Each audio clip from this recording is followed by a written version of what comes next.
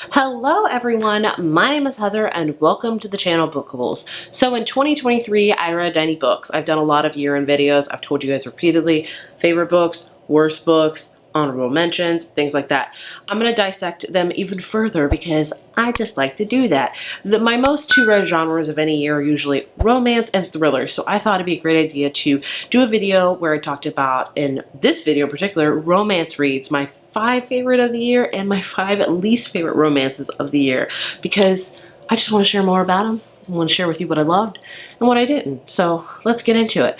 But first, thank you to the sponsor of this video, Mint Mobile. Have you ever asked yourself, why is my wireless bill so freaking high? Why does it cost so much? Where does the money go? Am I getting good data? Am I getting good coverage? Am I given the fastest LTE? There's a lot of questions. You know what?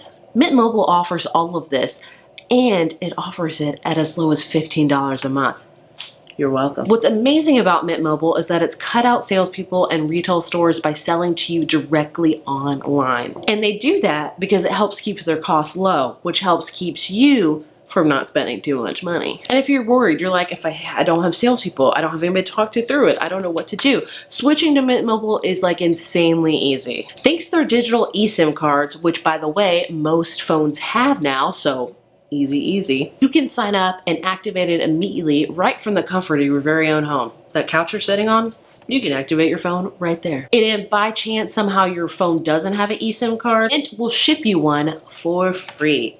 We all love those words, free, the best word ever. If you're like, this sounds really intense, really hard, it's not. It is super easy, I promise you. So what are you waiting for? Mint has amazing service, great data, and amazing speed. And what's even best about all of that is Mint has all of that at a lower cost than most other companies. Big Wireless wants you to think that they are the only option.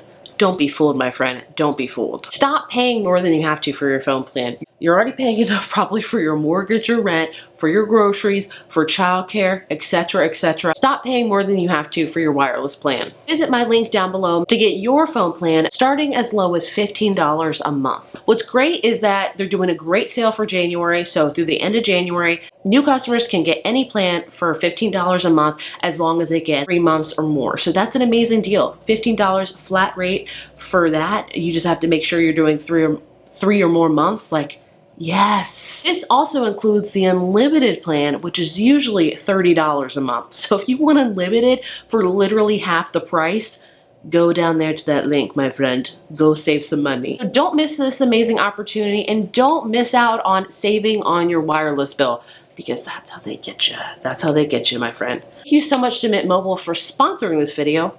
Now on to it. So like I said, we're gonna talk about romances, my 5 favorite and my 5 that I just would not recommend. I'm gonna do alternating because why not? So we're gonna start off with one I really like, we're gonna go to one I don't like. One I really like, you know how it goes, back and forth, back and forth. So first up, I probably have my favorite romance of the year, and that is The 7-Year Slip by Ashley Poston.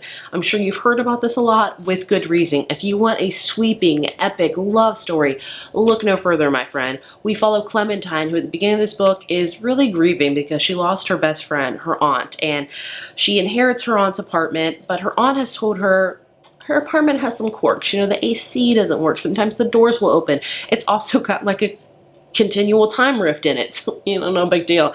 It's always 7 years. It's 7 years, like in the past or in the future, whatever it is. So when Clementine opens up the apartment one day, she sees a random guy there, and what do you know? It's 7 years in the past, and he's like, "Oh hey, your aunt, who's still alive because it's 7 years in the past, is, you know, visiting somewhere for the summer, and she said I could stay here." And she's like, "What the heck?" And so this guy, Ewan, I believe his name is, they form a friendship into something more, and it's complicated because she's falling in love with him, but it's 7 years in the past. So sometimes she'll open the door and it's just the present time. Sometimes she'll, you know, open it and he's there, and she tries to find him in the it's hard to explain. Just trust me. It's a beautiful love story, a very organic love story. It's getting a lot of hype with good reason. I thoroughly loved it. Going on to one that I really didn't like, and that is Do I Know You by Emily Wibberley and Osman Sigma Broca. They are a author duo that originally wrote YA fiction, they still do, and made their kind of debut into adult romance with the roughest draft, which I actually really liked. Not a lot of people liked it. I liked it. So I was very much anticipating their sophomore novel, Do I Know You? And man, oh man, was it a disappointment. I don't remember the characters' names because I've tried to get out of my memory. You know, I'm just trying to be more brutally honest in 2024. That's a good or bad thing. If you love these books, I'm happy for you. I just didn't, and that's okay. Anyway, we have a married couple, and they are just, they're struggling in their marriage because we all do. But it's their anniversary. They're going on a weekend away at this place. And you know what? When they get there, they get mistaken for singles because there's this big singles event going on at the hotel. And they're like, you know what? Let's like pretend we don't know each other and like just kind of meet each other for the first time. And that sounds cute, but it was just done horribly. Like it was weird. It was awkward. I didn't get it. It just wasn't good. Is basically what I'm saying. I didn't like it. I really wanted to, but it just didn't have any spark, didn't any pizzazz. The relationship, like it just, no. So we're just gonna move on to the next one that I thoroughly loved, The Wall of Winnipeg and Me by Mariana Zapata. I've talked about this till my ears bleed probably on this channel last year, and I still will because I enjoyed it. It's a football romance. We have Aiden and Vanessa. Vanessa is Aiden's assistant. He is a pro football player, and she, at the beginning of the book, decides to quit. She's like, I've had enough. This guy's not the greatest. And then he comes knocking on her door days later, and he's like, look, I'm gonna get deported.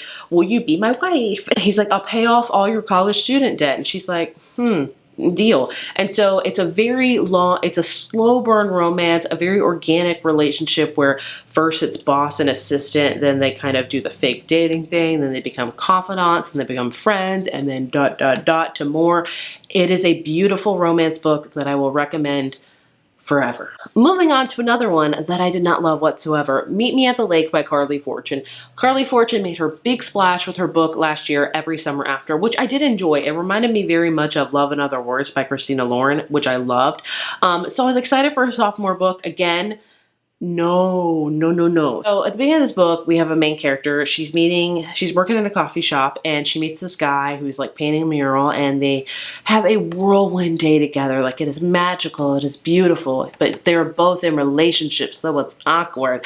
And she just, you know, she's like, I can't forget you. And he's like, I can't forget you either, but we can't really be together. And so she's like, you know what?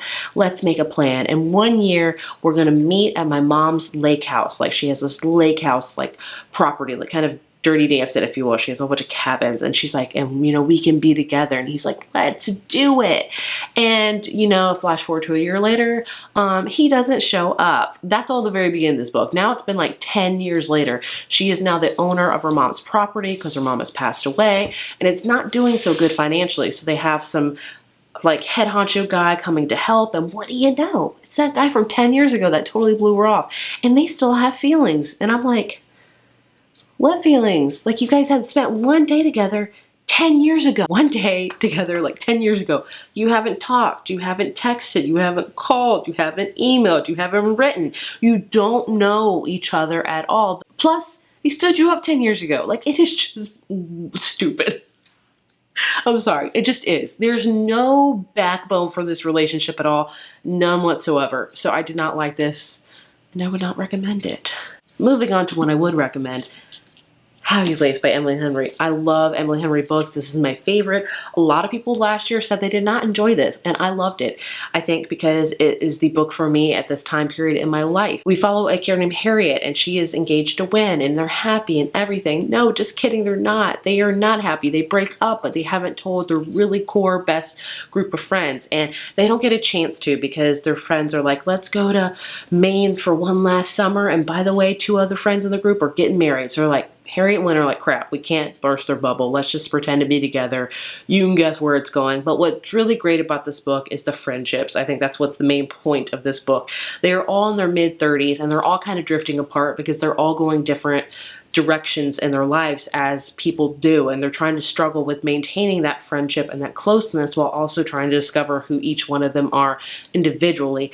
And as someone who is 35 and have many close friends that kind of go in and go out, I resonated with this book so much. I thoroughly loved it. I also loved Harriet and Win's relationship. There was a lot of grief, a lot of sorrow that went into it, that kind of tumultuous kind of feeling, but it was a beautiful book that I loved, and dare I say, again, my favorite Emily Emily Henry book. Moving on to another book that just was just straight up cringe. Business or Pleasure by Rachel Lynn Solomon. I wanted to love this, and man, oh man, I did not. So this book, we have a character who is a writer, and she's a ghostwriter, which basically means like she writes a lot of like celebrity memoirs and stuff. Like she writes it, but really she doesn't get like any credit for it. She just gets paid for it, you know what I mean? And at the beginning of this book, she attends like a signing of a celebrity memoir that she just wrote, and she gets her book signed by the celebrity, and the celebrity doesn't even know who she is. Like, I'm like, you wrote your freaking book. And so she's like kind of drowning her sorrows in the bar. She meets this guy, they hook up, and you know, it's like, okay, that's done. And then what do you know, she gets her next ghostwriting assignment, and what do you know, it's for this guy. He is a celebrity and he needs someone to ghostwrite his book. And so it's really awkward. And not only that, but she tells him, hey, that night we had together wasn't really that great. And he's like, what? And so, you know, the whole book is like her writing a book about him while also trying to help him like in the bedroom. It's just weird. The relationship was weird. It was cringy. It was not good. I really wanted to like it. I did not whatsoever. You know what I did like? I will keep using that. In a Jam by Kate Canterbury. I love this one. This is about a character named Shay who at the beginning of this book gets broken up with near her wedding day, and she's like, I don't know what to do. She inherits her aunt's like tulip farm. I would love that, by the way. If any aunt wants to give me a tulip farm, I will take it. Not only that, but it's in this contract says she has to be married within a year to keep it. Well, enter in the neighboring farm guy, Noah, who she went to high school with, who has also been in love with her forever. And he's like, you know what, fine, we'll get fake married. He's probably like, yeah, let's do this. He's also the guardian of his niece as well, who's younger. And it's just a beautiful, steamy, very steamy romance story that I loved. Yes, it is long. But man, oh man, I loved every second of it. You know what I didn't love though? Ruby Spencer's Year of Whiskey. Man, it sounded really cool. It sounded very outlanderish. It's about a woman that is writing a cookbook. She like rents a Scottish like little house, and she meets the town, and she meets this guy who is kind of like, I don't know the guy's name in Outlander, but that guy. And you think it's gonna be all good. Oh my gosh, nothing happened. Literally nothing happened. Like, I don't mind books like that. I have read, they're some of my favorites, honestly, where it's the plot is not the best, but it's got some stuff to it that makes me love it. This one, it's just straight, it's boring, okay? I'm sorry. It really was. I wish I could tell you more, but I literally don't remember anything about it, so. And my last romance that I want to talk about that I thoroughly loved is Yours Truly by Abby Jimenez. This one, oh gosh, it's so great. This is about a character named Brianna, and she's going through a really bitter divorce. She's an ER doctor. She's hoping to become the chief of ER, and she learns that there's this other doc that's going to come in that might take it, Dr. Jacob, and she's like, no freaking way. I've been waiting for this for years. So she writes him a really mean letter, and then he writes her one back. He's like, hey, I don't have any intention of being the chief. I'm just here for a job. And she's like, crap. And so they just start having a pen pal relationship. She's like, I'm sorry. And then they talk more. They do a fake dating thing. He's going through some things. She's going through some things. And it's again, a beautiful romantic relationship that I thoroughly and mostly love. Like, gosh, I love her books. Like, seriously, if you want some good romances with a lot of kind of depth to them, read these. And the last not so great book that I want to talk about, of course, is Wreck the Halls by Tessa Bailey. This was her holiday romance. That was not a holiday romance whatsoever. Don't put Reeves and snow and Christmas trees on the cover if you're not a holiday romance. That is not fair to anybody. Not only that, it's a book pretending to be a holiday romance, but it's not. But the plot, again, was kind of like Meet Me at the Lake, where it's about these two characters that have moms that are rock and roll, like they were in a band together. They're trying to team up together to get their moms back in this group together. They've met each other once, like 15 years ago. When they see each other again, they're like, oh my gosh, I'm in love with you. I'm in love with you. And I'm like, you guys, what's your favorite color? Do you even know their last name? Probably not. Like, you don't know anything about them. But somehow they have this really, like, intense soul bond. I'm like, this doesn't make any sense. So I didn't love this book. I've talked not the best about it, so I don't want to talk more about it because it just wasn't for me. It just, no. So there you have my 5 favorite romance books I read in 2023 and my 5 worst ones I read, because balance is key, my friends. Balance is key. You know, I hope you like this idea because I'm going to do the same one for thrillers. So get ready for that. As always, thank you so much for watching, and I will see you in my next video. Bye.